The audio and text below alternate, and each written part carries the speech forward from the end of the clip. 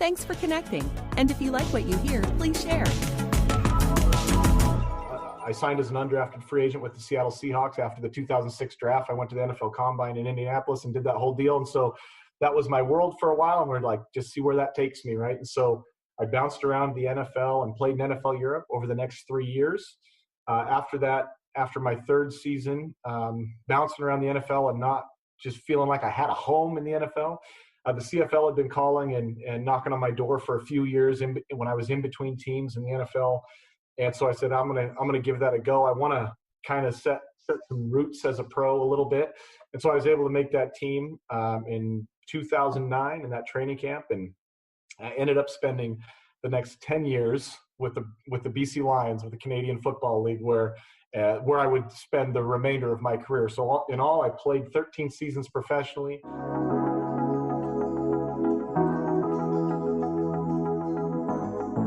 Do you want to know how amazing people connect? Well, you're in the right place. Welcome to Marketing with Russ, aka #RussSelfie.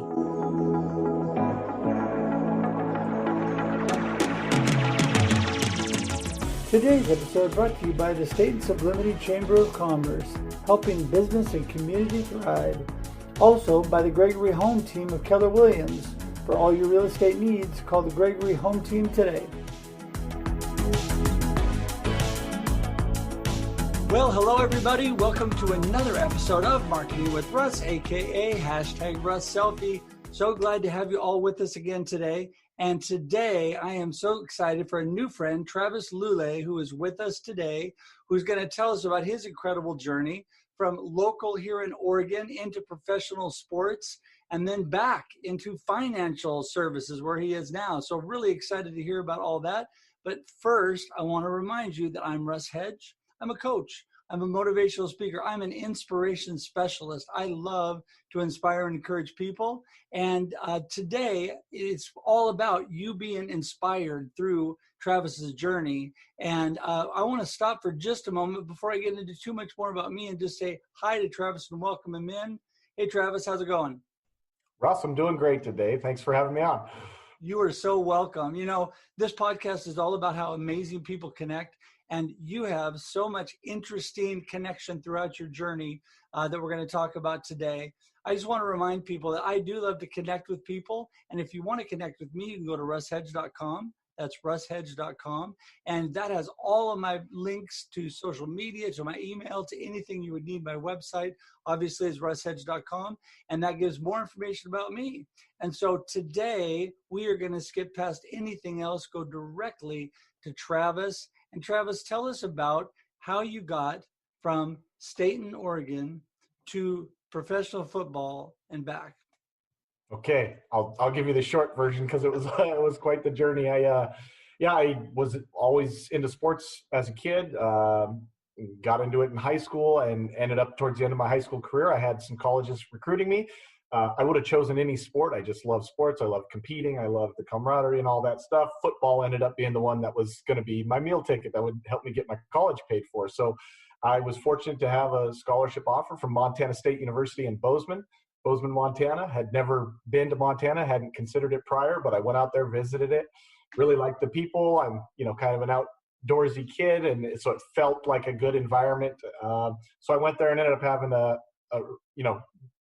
feel really fortunate that Bozeman was the place that found me, even though I would have told you I wanted to stay in Oregon and play at one of the local small colleges and be close to family and all that. So I ended up in Montana. We had a pretty good run, had a good group of guys. We helped the program kind of elevate to a level it hadn't been in a few years, hadn't beat our rival University of Montana since 1984, which was the year after I was born, to date myself. So it'd been a long time since Montana State had beaten the rival, and we won 3 out of 4. My group of guys, or my class. So we ended up having a good tenure there. I started getting some opportunities to play professionally. While I was there, I got my degree in finance. I was, took my studies very seriously, and that's what sport was to me coming out. It was an opportunity to get my degree potentially paid for, and that's what I was fortunate to do. So it wasn't like I went there to go play professionally, but that opportunity presented itself at the end of my college playing career. So I signed I signed as an undrafted free agent with the Seattle Seahawks after the 2006 draft. I went to the NFL Combine in Indianapolis and did that whole deal. And so that was my world for a while. And we're like, just see where that takes me, right? And so I bounced around the NFL and played in NFL Europe over the next 3 years. After that, after my third season, bouncing around the NFL and not just feeling like I had a home in the NFL, the CFL had been calling and knocking on my door for a few years when I was in between teams in the NFL. And so I said, I'm gonna give that a go. I want to kind of set some roots as a pro a little bit. And so I was able to make that team in 2009 in that training camp, and I ended up spending the next 10 years with the BC Lions, with the Canadian Football League, where I would spend the remainder of my career. So in all, I played 13 seasons professionally. I was a member of the 2011 Grey Cup championship team in BC, which was a really fun moment. Vancouver was a host city, so we were like the home team. And then after I retired from playing, we started to say, okay, what do we want the rest of our life to look like? And I had been in communication with my brother and my father, obviously here at the financial planning firm, Lulay Financial, where I am now. I'd been in talks with them kind of every year. Are you going to come back? And this is where the business is and all that kind of stuff. And at the end of it, when my wife and I sat down, and we didn't want to just run down here right away and make that the default. We sat back and were very intentional about that next move because, we'd created a whole life and network and friendships and, a marketability of my name in Vancouver that we chose to leave behind because this is where our family was. This was a really cool and unique opportunity to be kind of part of a second generation of a business that my father started 35 years ago here locally. And I'll tell you what, in 2020, we made the move kind of mid-COVID last April. It's been really good to be back around family, kind of validated that decision. I'm loving, working with people and getting to work and serve in the community where our kids are, where the grandparents are and all that stuff. So that's kind of the Cliff Notes versions of how I ended up back in Staten. And that was great. You got a lot in there in a short amount of time. So, so I want to ask you a question. So you go from really a small town, I mean, Staten outside of Salem, but it's really, I love Staten, but Staten suburban area, very small town, to some really bigger towns, and then dealing with the NFL. What was it like to connect with people and try to integrate yourself? I know that obviously you're trying to make a name for yourself and show your skills, but what was it like really connecting with people on that different level? Yeah, it was a combination of things. It was a lot of learning because I was sometimes growing up in a small town, that's kind of your worldview. That's how you see yourself. I'm a small town, went to a smaller high school, and then I played in the Big Sky Conference. So it's Division I AA or FCS football. So again, we're not playing on ABC or NBC every weekend. So then you're trying to make that jump to the NFL. And, it actually kind of helped me in the sense that I was like, you know what, I've been the small school guy before, or the guy who wasn't at, USC or Notre Dame before. So it kind of always, I don't know, put a positive chip on my shoulder, if you will. Like I always want to prove that I can play with the big boys, right? And so it helped me in that sense. But I would say, like looking back as a young guy, say in the NFL, in those meeting rooms, there was a little bit more of a shock factor than maybe there were for some other guys, who are used to playing prime time and being around, household names all the time. So you just have to find a way to get over that. Because if you see yourself as like a level below those guys, like, oh, they're up on this pedestal. Well, you're never gonna be their equal, right? You're never gonna be their peer. So I was able to learn a lot in my first couple of years of just watching some guys who were kind of mentors to me, guys like Matt Hasselbeck in the Seattle Seahawks locker room. And then I spent some time with the New Orleans Saints and Drew Brees, and watching the way those guys who were, established starting franchise quarterbacks in the NFL, the way they carried themselves, the way they communicated with teammates in the locker room. I just taken notes, right? Hey, whenever I get a chance to be the starting quarterback on a team, this is a good way to treat people and approach people so that people buy into your leadership. And so they have no idea, in hindsight, that they helped me, lead a team to a championship in Canada a few years later. But that was certainly a really important thing for me, was kind of picking out, finding mentors, guys who were leading the way and doing it by example. Yeah, I think, that is so huge in anything in life, is leading by example. People look at you a whole lot more than they listen. They see what you're doing. You can talk all day long, and obviously you and I are both good at talking, but they really want to look at what you're doing. And I just think that's so interesting, because the only frame of reference I have is going from junior high quarterback to the varsity team my next year in high school, and being out on what I thought was a gigantic field in high school. But the difference of going from little Oregon town to an NFL stadium or even a CFL stadium, that whole atmosphere, just crazy. So I know that probably a lot of times guys are different. Some were probably easy or to get to know, and some were a little bit more difficult because they're dealing with egos and all of that. How do you kind of work with that? Yeah, I think, what's interesting is, you hear a lot of stories about what guys are like, and, and guys do, accumulate a lot of money earlier in their careers, especially those guys who are high draft picks, and there's a lot of expectations on them. So, you hear a lot of horror stories, but when you get in those locker rooms, it's mostly high character guys, and it actually was a really good life lesson for me that, only those guys who had extreme God-given ability could overcome character deficiencies.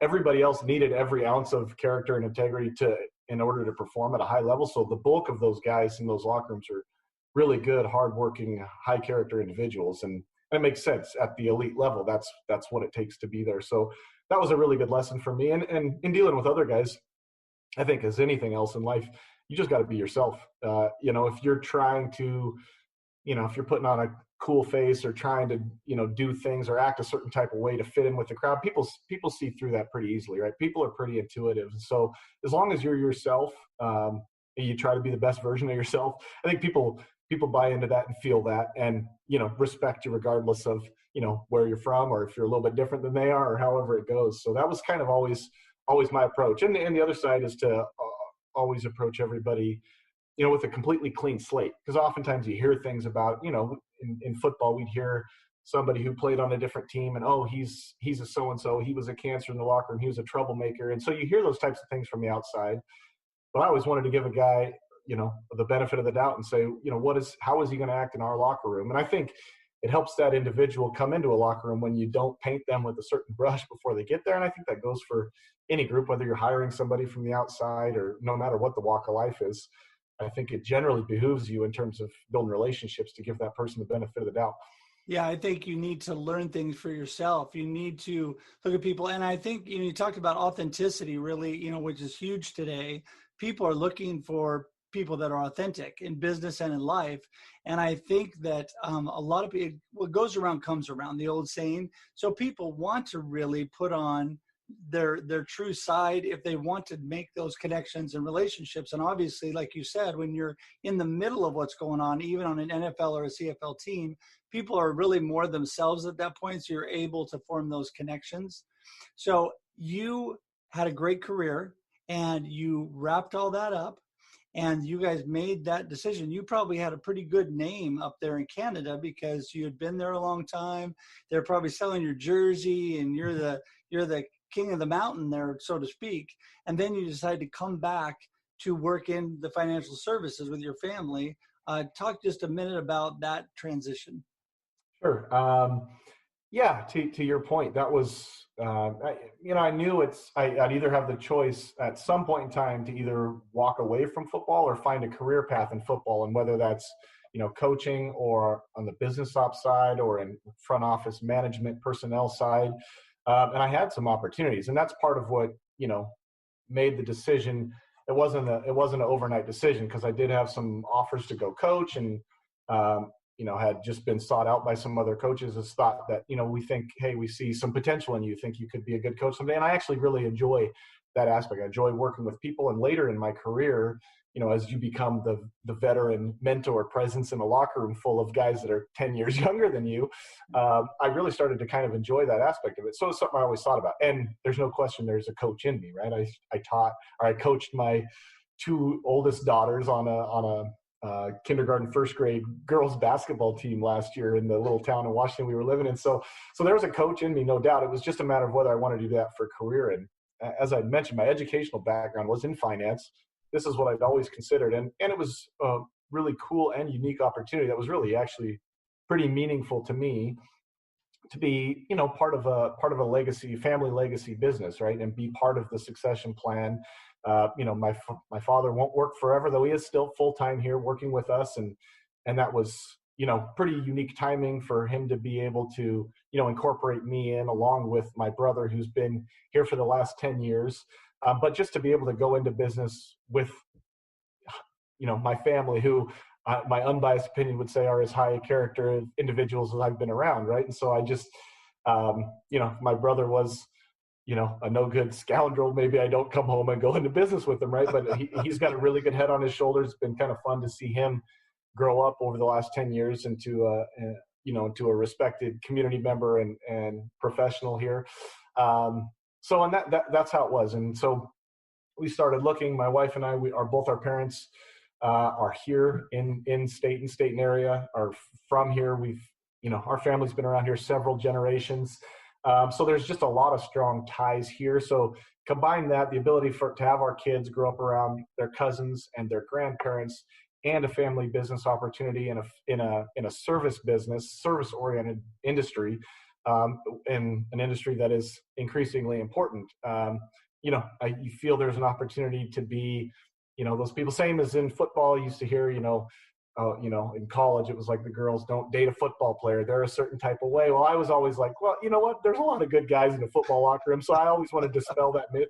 You hear some of those things about people in sales and people in the financial services industry, that they're taking advantage, and we aim to be the opposite of that, and just show it by how we, try to treat our clients. And so it just fit. It fit our life, what we wanted our life to look like. I tell you what, it's the first time in my adult life where I could put a 3 or 5 year plan in place, because in this pro sports world, you don't know. Things change, coaches gets fired, you play poorly. It's just a different type of planning that you're able to do in pro sports and outside. So far it's been a good transition, and I can see, I can feel really good about the move that we've made.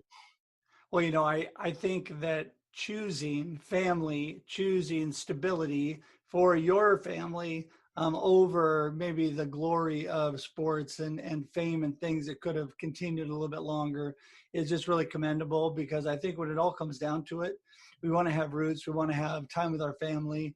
And, I know it happened up at the beginning of COVID, but you got back here before they didn't let you come. Yeah, exactly. So, before they were not saying nobody in or out of another country. Yeah. Anyway, well, listen, we're going to obviously have a part 2, because there's a lot more, but we are done with our time for today. So, hey, how do people get in touch with you if they want to get in touch with you about their financial services or whatever? Sure. Yeah. Our website's lulayfinancial.com. Myself, Travis Lulay, Tyler Lulay, my brother, we're both on LinkedIn. My dad's on LinkedIn too, Dennis, but he's not as active on LinkedIn. But our office is lulayfinancial.com, 503-769-7017. We're here. We've been in the state and community for 35 years, so we don't have plans to be going anywhere, though we do have clients that are spread out quite a bit through the West region. So Great. Well, listen, thank you so much. It's been just awesome getting to know you and learn more about that. And there's so much more to learn, I could tell, but I appreciate you taking time today. I know it's a busy day. It's crazy things going on. So appreciate you taking a little bit of time. And for all of you out there watching today, thank you so much for spending your time with us today. And I know that we're all about amazing people that connect. And I know we delivered on that today with Travis. So listen, have a fantastic rest of your day. Until we see you again, have a great day and a great life. Talk to you later. Bye-bye. Thanks, Travis. Thanks for joining us for this week's episode of Marketing with Russ, aka #RussSelfie. Be sure to subscribe in your favorite podcast app so that you don't miss a single episode. Have an amazing day.